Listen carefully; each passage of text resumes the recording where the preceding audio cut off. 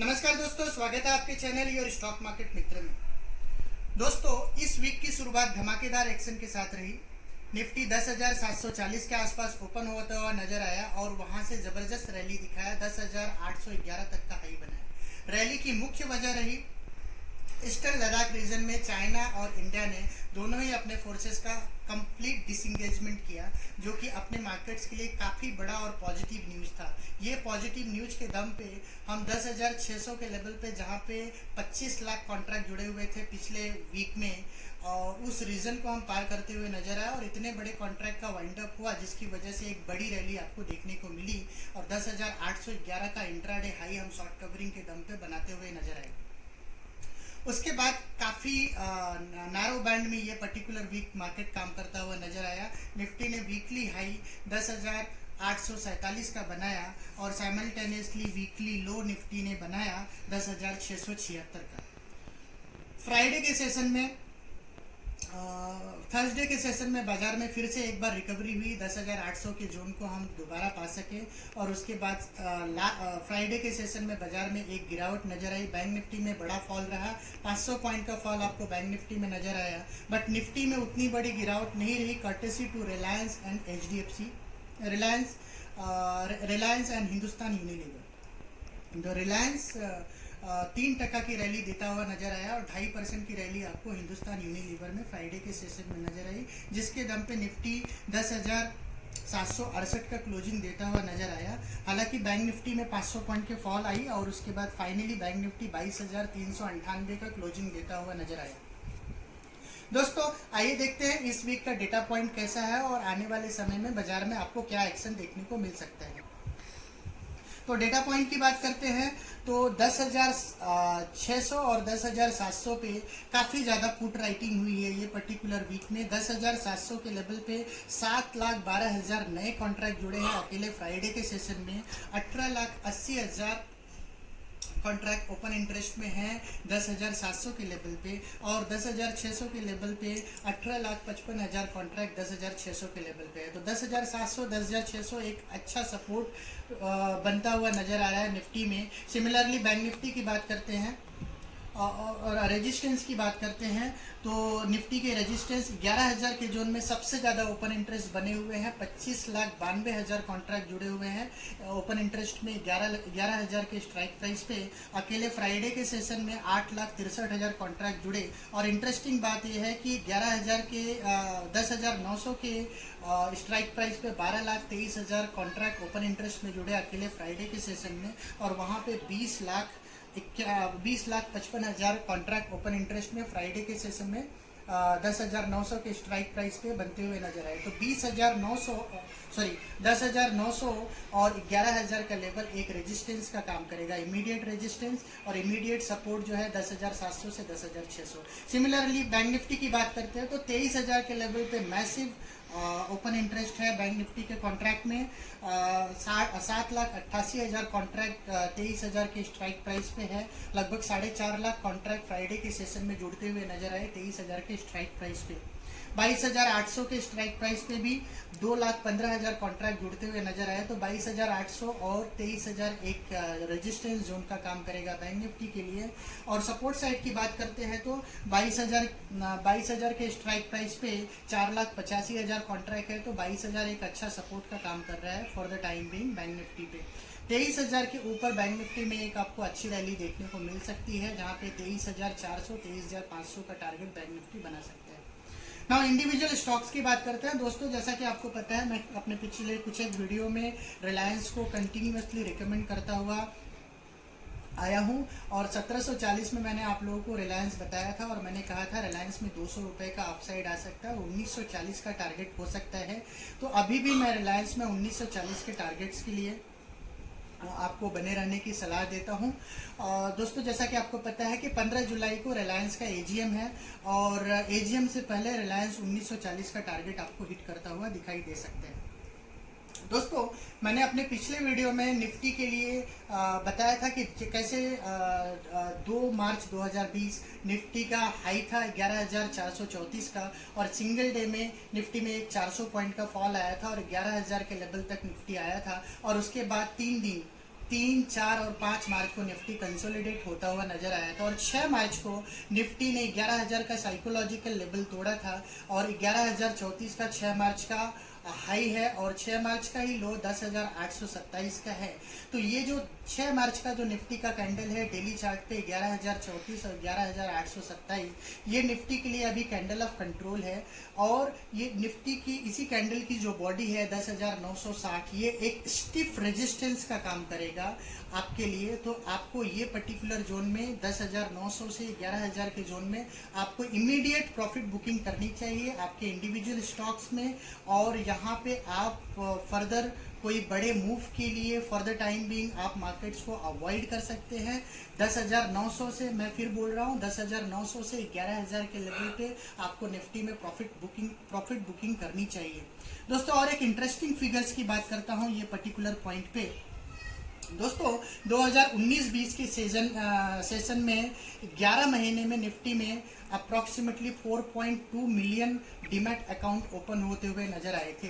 लेकिन पिछले 3 महीने की बात करते हैं मार्च, अप्रैल और मई का, तो अकेले मार्च, अप्रैल और मई में 2.2 मिलियन नए डीमैट अकाउंट ओपन हुए हैं। और इसी बीच म्यूचुअल फंड का एसेट अंडर मैनेजमेंट में काफ़ी गिरावट देखने को मिली है। म्यूचुअल फंड के एईएम जो है, जो 27 ट्रिलियन रुपी थे, अब वो घट करके 24.5 ट्रिलियन रुपी रह गए हैं।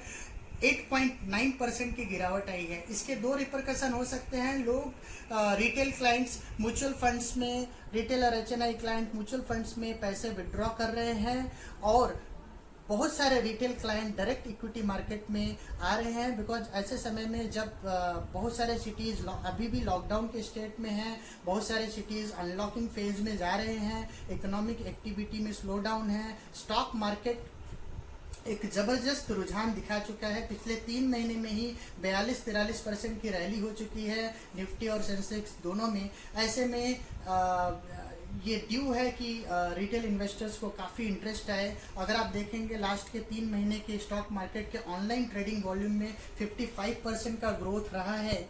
और ये जो सारे डेटा पॉइंट बता रहे हैं कि रिटेल इन्वेस्टर्स का प्रेजेंस मार्केट में, सेकेंडरी मार्केट्स में काफ़ी ज़्यादा बढ़ा है। और ये जो और डेटा पॉइंट जो बता रहे हैं कि मार्केट में काफ़ी ज़्यादा रेजिस्टेंस देखने को मिलेगा 11,000 से 10,900 के लेवल पे। और मैं आपको बोल भी रहा हूँ कि निफ्टी का जो कैंडल ऑफ कंट्रोल है वो 11,034 से लेके 10,950, ये एक स्टिफ रेजिस्टेंस जोन है। तो जब तक दोस्तों 11,050 के ऊपर निफ्टी नहीं निकलता है, आपको अब नया कोई फ्रेश पोजीशन बनाने के लिए बाजार से आपको दूर रहना चाहिए ऐसे सिचुएशन में। और एक इंटरेस्टिंग बात बता रहा हूँ कि ये पर्टिकुलर बिकॉज ये जो पर्टिकुलर रैली रही है ये प्योर लिक्विडिटी ड्रिवन रैली रही है। अगर मार्केट 11,050 के लेवल को आने वाले समय में निकालता हुआ नजर आ सकता है तो बाजार में एक बहुत बड़ी रैली आ सकती है। और ये रैली सिर्फ 11,400, 11,500 न हो करके 11,800, 11,900 के लेवल पे भी जा सकते हैं। क्योंकि अगर हम निफ्टी के टेक्निकल सेटअप की बात करते हैं दोस्तों, मैं आपको कुछ एक निफ्टी के टेक्निकल सेटअप भी दिखाना चाहूँगा। दोस्तों मैं आप लोग को निफ्टी का एक चार्ट दिखा रहा हूँ। यहाँ पे आप देख सकते हैं ये मेरा कैंडल ऑफ कंट्रोल जिसकी हम बात कर रहे हैं। तो आप देखिए इसका हाई है 11,035 का, ये 6 मार्च का है कैंडल। 11,035 का हाई है, 10,827 का लो है। तो मेरे लिए ये कैंडल ऑफ कंट्रोल है, ये जो 2 लाइन के बीच में है। और ये इंसिडेंटली ये सप्लाई एरिया है निफ्टी का। अब आप देखेंगे कि इसके ऊपर मैंने एक फॉर्मेशन ड्रॉ करके रखा है जिसको हम बोलते हैं bearish bat formation. Generally bearish bat formation ये होता है कि अगर ये निफ्टी 11,035 का जोन क्रॉस करता है और ये 11,050 के ऊपर जाता है तो पूरी प्रोबेबिलिटी बनती है कि निफ्टी ऊपर में आपका 11,968 से 12,000 के जोन तक जा सकता है। तो ऐसे में जैसा कि मैंने आपको अब बोला है कि 11,000 और 10,900 ये स्टीफ रेजिस्टेंस है। और इसके पीछे और एक वजह है, वजह ये है कि अब मैं इसी चार्ट्स को थोड़ा सा और जूम करता हूँ, ठीक है। तो अब इसको जूम करता हूँ, पर्टिकुलरली ये पर्टिकुलर एरिया लास्ट के 4 दिन में क्या एक्शन हुआ उसको जूम करते हैं, ठीक है। तो यहाँ देखिए ये है आपका 7 जुलाई 2020 का कैंडल। 7 जुलाई 2020 का कैंडल, ये पर्टिकुलर कैंडल को हम हैरामी कैंडल बोलते हैं। तो ये हैरामी कैंडल के बाद 3 दिन निफ्टी में मूव हुआ है। जनरली हैरामी कैंडल के बाद पाँच दिन भी मूव हो सकता है साइडवेज, और उसके बाद बाज़ार फॉल हो सकता है। इंसिडेंटली 15 जुलाई को रिलायंस का एजीएम है, और वो पर्टिकुलर डे को निफ्टी एक इमीडिएट एक हाई बना करके बाज़ार में एक फॉल दिखा सकता है, ऐसा मेरा ओपिनियन है। अब फिर से हम अपने नॉर्मल चार्ट्स पे आ जाते हैं, जूम से बाहर निकलते हैं। तो ये है हमारा वीकली चार्ट। तो वीकली चार्ट में निफ्टी चल रहा है 10,768 की क्लोजिंग है ये। अब सपोर्ट एरिया में आते हैं, तो निफ्टी का मैं एक सपोर्ट एरिया मैं ड्रॉ कर देता हूँ आप लोग के लिए इमीडिएटली, जहाँ पे निफ्टी को अभी इमीडिएट सपोर्ट अगर कोई फॉल होता है तो कहाँ मिल सकता है। तो ये आपका ट्रेंड लाइन है। तो अगर आप ट्रेंड लाइन ड्रॉ करते हैं तो जैसा कि आप देख सकते हैं ट्रेंड लाइन पे 9,800 9,900 के जोन में निफ्टी जा सकते हैं। तो दोस्तों अब एक क्लियर कट स्ट्रैटेजी मैंने आप लोग को बता दिया है। 11,050 के ऊपर ही मार्केट में कोई नया आप मूव आपको देखना चाहिए। फॉर द टाइम बीइंग आपको नए पोजीशंस अवॉइड करने चाहिए, प्रॉफिट बुकिंग के बारे में सोचना चाहिए। और एक इंटरेस्टिंग फिगर आप लोग को बताता हूँ। आज के दिन में कुछ एक ब्रोकरेजेस हाउसेस और कुछ एक टेक्निकल एनालिस्ट एसबीआई के बारे में बाय की एडवाइस दे रहे हैं और बोल रहे हैं एक inverted head and shoulder pattern का फॉर्मेशन हुआ है। तो मैं एसबीआई का चार्ट आपके सामने ओपन कर देता हूँ। सही बात है, इन्वर्टेड हेड एंड शोल्डर का फॉर्मेशन ऐसे दिखने में तो लगता है, रीजन बीइंग क्योंकि ये आपका पहला शोल्डर हो गया और ये आपका हेड हो गया और ये आपका दूसरा शोल्डर हो गया, करेक्ट। अब ऐसे में ये देखना है कि आप ये देखिए, ये शोल्डर का हाई है 197.50 और इसकी जो हेड है, हेड पोजीशन है 149 पे। तो अप्रॉक्सीमेटली 50 रुपये का मूव 244 245 का टारगेट दिखता है।